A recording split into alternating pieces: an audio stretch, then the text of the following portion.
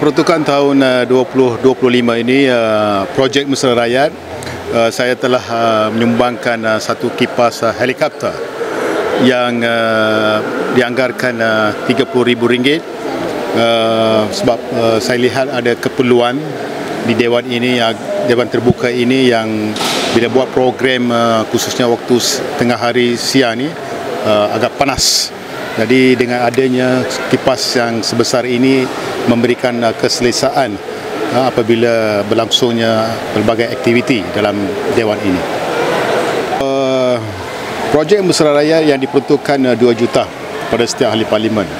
So pada tahun ini saya telah gunakan sebanyak hampir RM1 juta untuk membantu sekolah-sekolah yang memerlukan infrastruktur yang basic lah.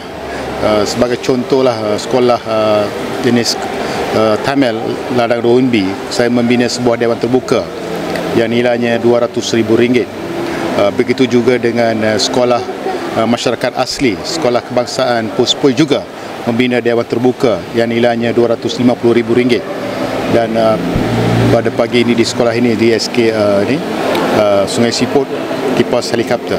Jadi adalah senarai itu hampir RM1 juta. Maksudnya 50% projek kecilan di bawah projek Mesra Rakyat di bawah peruntukan parlimen saya gunakan untuk sekolah. Selain daripada pemberian tunai setiap tahun lebih, pada tahun ini kalau ikut kiraan saya sudah mencecah RM420,000 kepada 50 sekolah. InsyaAllah saya akan teruskan untuk pemberian sumbangan termasuk tunai dan juga projek Mesra Rakyat. Kalau peruntukan kawasan itu bertambah, mungkin saya akan tambahkan lagi lah peruntukan. Kerana peruntukan kawasan ini saya perlu jaga ke semua perkara, masyarakat, NGO, rumah ibadat, dan bencana, macam-macam lah.